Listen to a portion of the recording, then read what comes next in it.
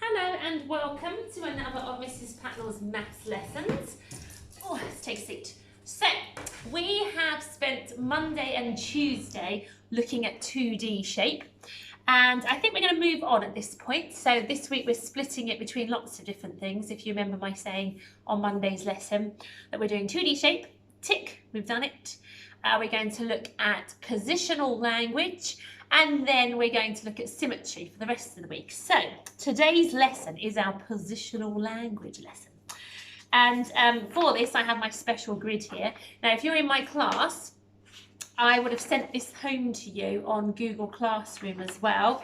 And it would have had some position language cards too. So you can have that in front of you for the lesson if you want. So you can pause this and go and get that.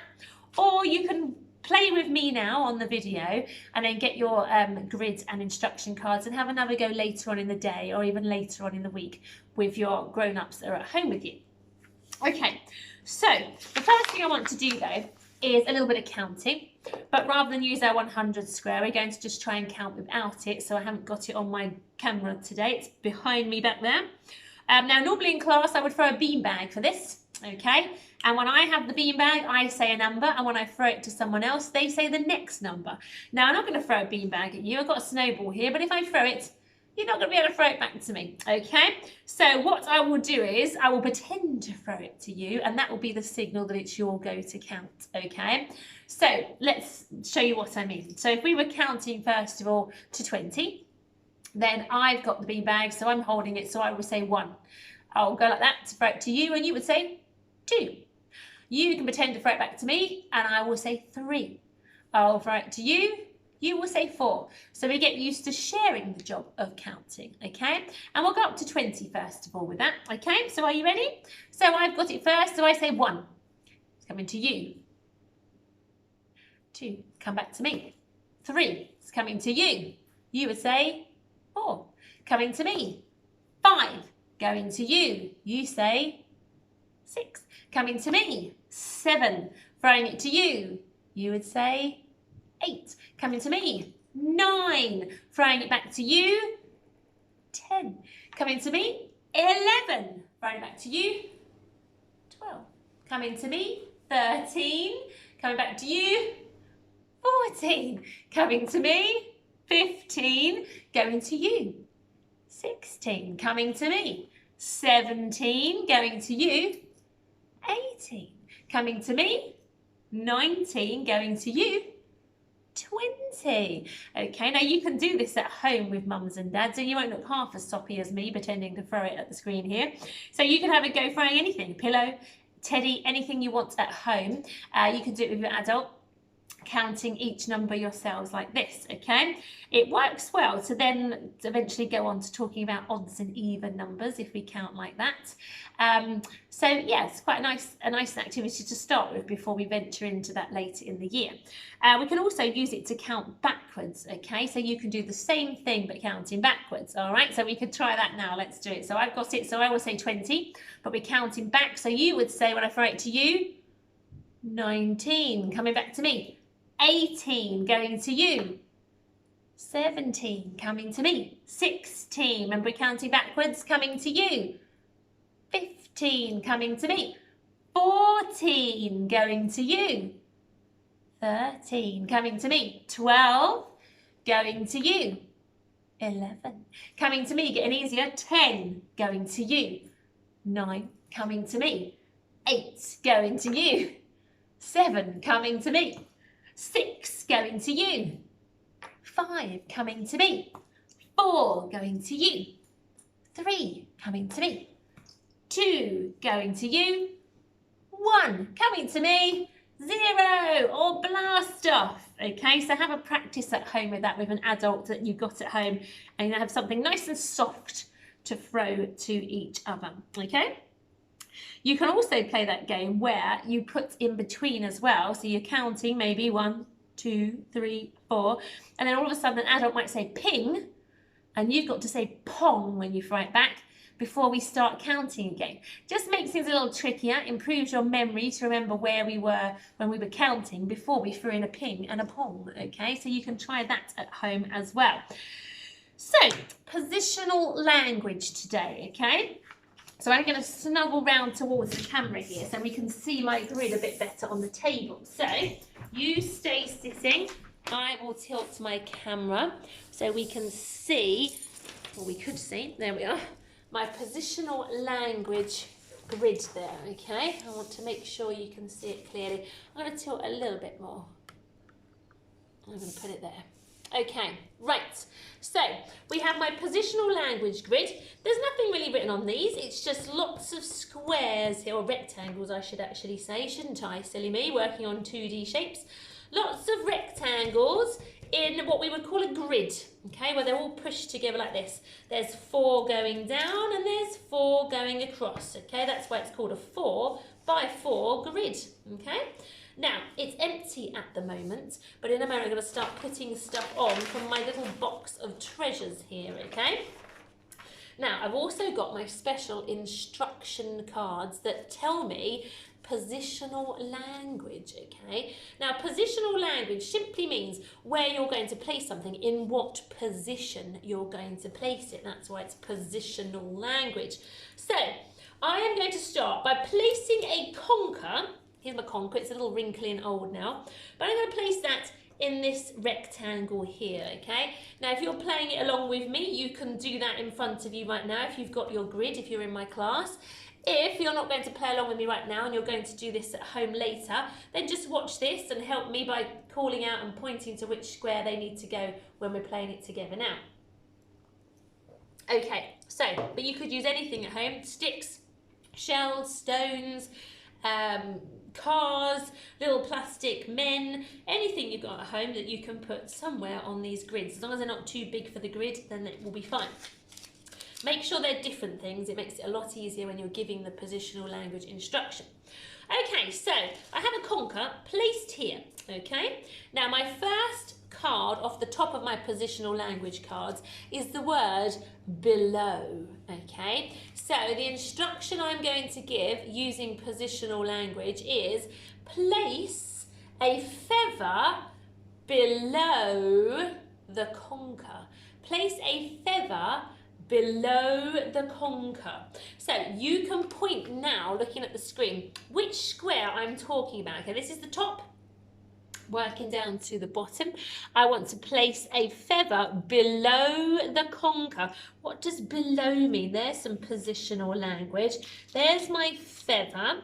I've got to place it below the conker. What does below mean? Now, if you've heard of below, you're probably pointing straight away to this rectangle. But if you're not sure of the word below, then I will tell you it's sort of the same as underneath, okay, or under. So below is there, below, underneath the conker, okay? So that's where that piece of positional language was telling us to put it.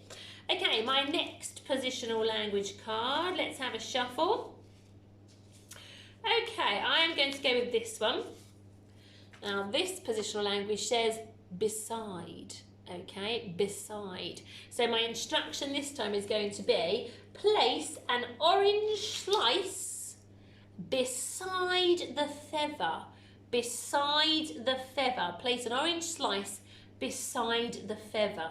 Now, there could be 2 right answers for this positional language. Place the orange segment beside the feather. Here's the feather. So if it's beside, hopefully you're pointing to one of these 2 right answers, but if not, don't worry, it could be new language for you. Beside means almost the same as next to, okay? So here is beside the feather, or also this is next to the feather too. That's beside the feather, to the side of the feather, beside. So I'm going to put my orange segment there, beside the feather on this side, okay? Right, my next piece of positional language is going to be, let's go with over, okay, over. So my next instruction is going to be place the, let's go with one of these, I think they're called a Rafiki star or something. Let's say, let's place a Rafiki star over the orange slice, over the orange slice. Well, This is going to be kind of tricky because officially over would probably be here really, but I'm going to say over as in here. Okay, so it's over the top of the orange slice. That is a little tricky on our flat grid, that one, but that's where I would go with over. So if you pointed there, fantastic. Okay, my next one is going to be this one. This says under. This is my positional language, under. So I'm going to say, let's place a shell under, let's go with the orange slice again. Let's place a shell under the orange slice. Okay, now don't mean under it like this. I mean, that is under as well, but that's occupying that square. I want you to put it in the rectangle that's under the orange square, okay? So we would put the shell, hopefully you're pointing under the orange shell, and you will pop it here. Okay, there it is. So our positional language under means the square, or the rectangle, I keep saying square, the rectangle under the orange slice. Okay, right. Next piece of positional language is next to. Next to is a lot like beside, which we've already had. So, can you place, and this is a lime slice, it's more green in colour, a lime slice next to the conker. Next to the conker. Now, where would it go? Point to it on the grid. Where would I place my lime slice if it's got to go next to the conker? Now, last time when we had beside, we had 2 right answers to the side of the feather, but the Rafiki star is already taking up a next to the conker, so I can only go on this side next to the conker, okay? So it's like if you're in class and someone says, come and sit next to so-and-so. It means just to the side of them there. Okay. Now let's go with... now this would be tricky right now. I'll tell you what, I'm going to put another lime slice. Oh, I'm going to put another lime slice down here because that's going to help me with my next piece of positional language, okay? All right, so here's my next one. It is between. Between is another bit of positional language. Okay, so I'm going to ask you to place, or tell me where to put my bamboo hoop, okay? My bamboo hoop needs to go between the shell and the slice of lime, okay? So the shell and the slice of lime. Now, we can't go between the shell and this slice of lime. It must be in this one here. So between, okay, or like in between the shell and the slice of lime. So hopefully you are pointing to here. Here is between. In between the slice of the lime and the shell. In the middle of, in between them both, okay? And that space that's in between the shell and the lime. Okay, let's pop that piece of positional language there. Right, now, let's go with, what do I fancy next? Some of these are a bit tricky to do, actually. They don't quite fit the grid. Okay, well, let's try this one anyway. Let's put a pumpkin, a mini pumpkin, on the Rafiki star, okay? A mini pumpkin on the Rafiki star, on the Rafiki star, so on. So I would place that on the actual Rafiki star, okay? It's suggesting not to go with a rectangle of its own. It means on top of the Rafiki star. So there it is. My mini pumpkin is sitting on the Rafiki star. Okay, so I think that probably, I don't quite want to go into left and right just now. That's quite tricky in early years. So I think we've probably tackled most of my positional language there. So we had on, we had next to, we had between, over, below, under, and beside. Now, you could give me a sentence using positional language looking at my grid, couldn't you? I wonder if you could come up with a sentence. You can pause the video to give yourself some thinking time about what sentence you could come up with using one of my pieces of positional language here, okay?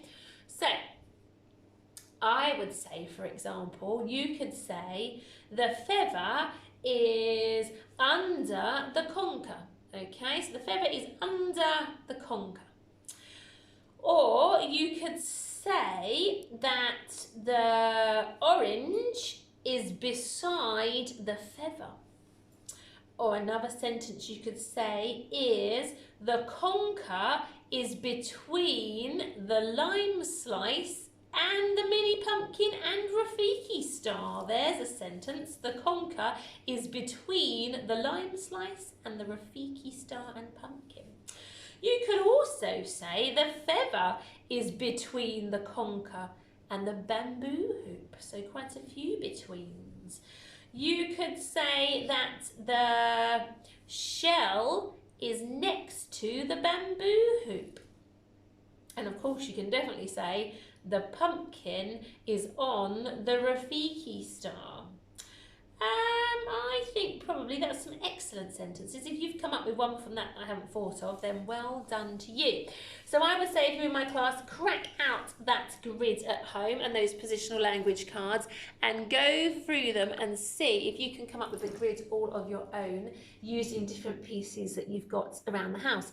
And if you could put some pictures onto tapestry and maybe some of the sentences, if you came up with some at the end.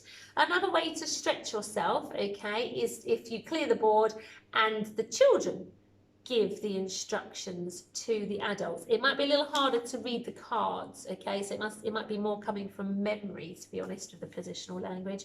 But yeah, so certainly adults give instructions to children and they place the items on the grid. Then you can try saying a sentence that matches what's on your grid. And then if you want to, children can give instructions to the parents using positional language. So a few things to do there. So I will see you tomorrow when we're going to talk about symmetry tomorrow. So I'll catch you then. Take care. Bye-bye.